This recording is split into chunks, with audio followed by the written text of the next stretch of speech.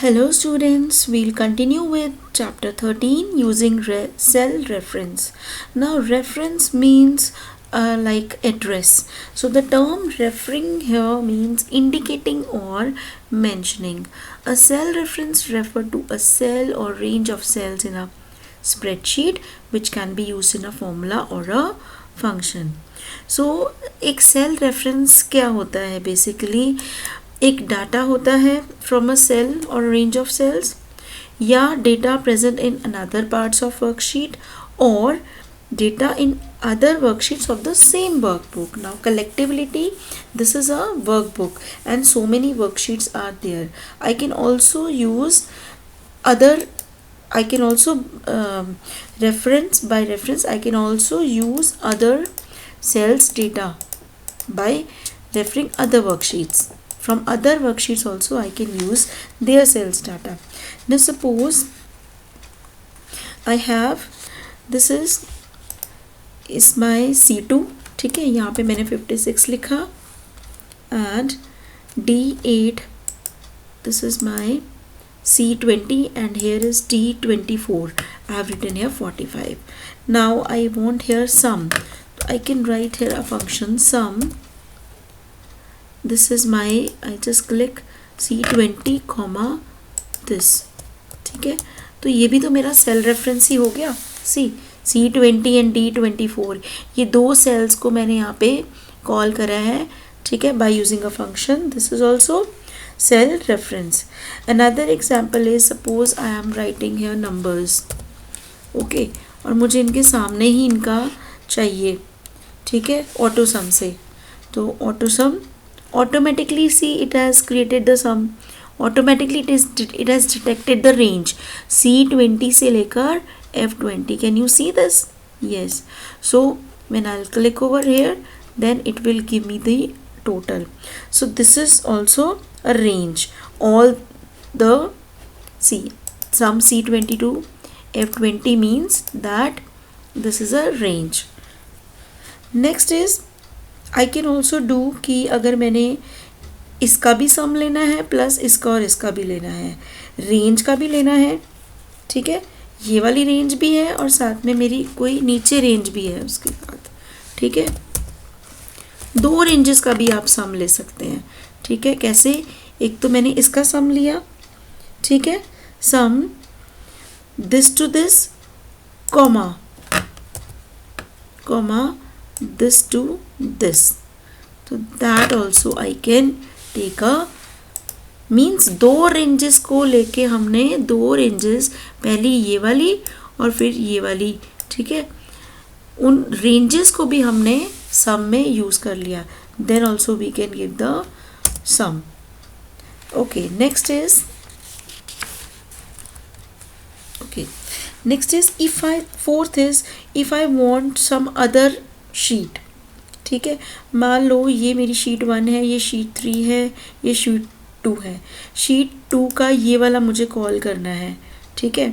सो आई C9, okay, C9, ये देखो 269 का एड्रेस है C9. तो I just go over here, ठीक है, I will write here equal to sheet 2 exclamation mark, ठीक है, ये रेफरेंस के लिए होता है. क्या था हमारा वो C9. Now it is showing me error because I have not given the proper spelling. जैसे वो दिया है ना स्पेलिंग में शीट, ठीक है, I have to give in the same way. Sheet 2 exclamation mark C9. आ गया ना, ठीक है. ये 268 कहाँ से आया है? शीट 2 से उठाया है हमने, ठीक है. Sheet 2 C9 and C I have to give the same spelling, okay. I can't write here caps, जैसी स्पेलिंग है ये, अगर कैप्स में है, स्पेस है 2 के बाद जो है exact I have to give. This is how I call कि मैंने शीट 2 का सेल C9 यहाँ पे कॉल किया है. And the way is by using a exclamation mark. Next is, now come back to another worksheet. I'll tell you about some referencing. So there are, students, three types of reference. First is a relative reference.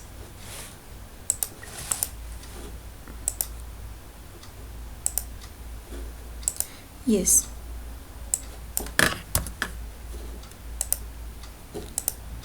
Here first is my relative reference. Second is my absolute reference, very important concept in Excel. And third is my mixed reference. Okay, so these are my three types of references. First is relative, fine. Then is my, the spelling is gone wrong.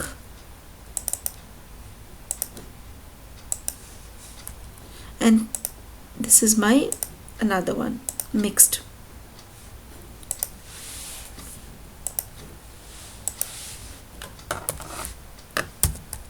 Okay, relative, absolute, reference. Relative means that it is changing.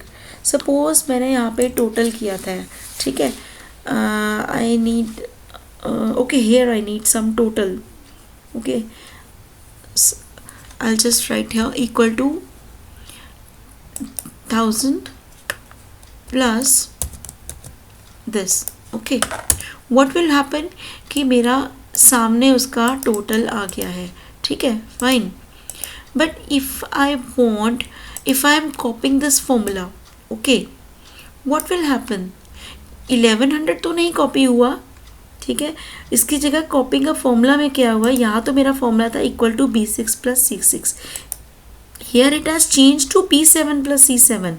Hair B8 to C8. मतलब वो corresponding sales के लिए वो change हो रहा है, ठीक है. तो इसे हम कहते हैं relative referencing. When the cell address is changed, when we copy a cell and suppose I have copy this, okay, and I just paste it over here. तो क्या होगा, क्या वो B6 C6 प्लस कॉपी नहीं हुआ, वो B7 C7 हो गया. So this mean that the cell address has been change. तो ये होता है आपका relative reference. Fine. Now I want that it should not change. For that I have to give here dollar sign. Okay, I have to apply dollar sign. I'll just delete all that, then I'll explain you कि अगर हम चाहते हैं कि वो cell address fix हो equal to this, तो हमें डॉलर लगाना पड़ेगा. B is my column and 6 is my row. हमें दोनों के आगे डॉलर्स लगाना पड़ेगा, ठीक है, तभी वो मेरा सेल फिक्स रहेगा, ठीक है. प्लस दिस C6 के आगे भी, दोनों के आगे डॉलर लगेगा. Now put an enter, 11 enter.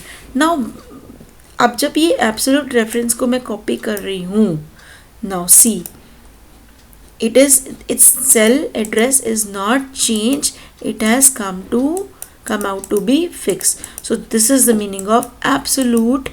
I have made it absolute, so this is absolute reference.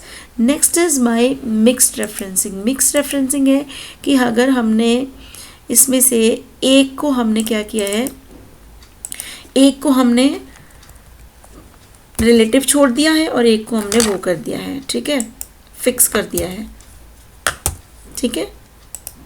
This is mixed reference और वो सेम ही रहेगा. क्यों? क्योंकि ये आपका B जो है, B इज़ योर कॉलम, ठीक है. सो दिस इज़ मिक्स्ड कि जिसमें मेरे यहाँ पे रिलेटिव भी है और यहाँ एब्सोल्यूट भी. Now if I change it, B को करा fix, then see what will happen, और इसको करा, C को करा relative, dollar. Now you drag this, it has changed. Okay, so this is the example of simple is relative means कि अगर हम ऐसे एड्रेस डालते हैं, ठीक है, A1 प्लस B1, ठीक है, sorry A B6 plus C6 equal to, I'll just show with the help of this, जिसमें वैल्यूज़ हों, ठीक है, उसमें कुछ था नहीं इसलिए ज़ीरो आ रहा था, तो ये तो हो गया मेरा रिलेटिव। और अगर हम दोनों में डॉलर्स यूज़ कर रहे हैं सेल में, ठीक है, तो वो मेरा हो गया एब्सोल्यूट। फाइन, आप इसी को कॉपी कर लो और इसके आगे हमने बस डॉलर लगाना है। So the my idea was that what is the meaning of absolute and your relative. This comes out to be your absolute referencing.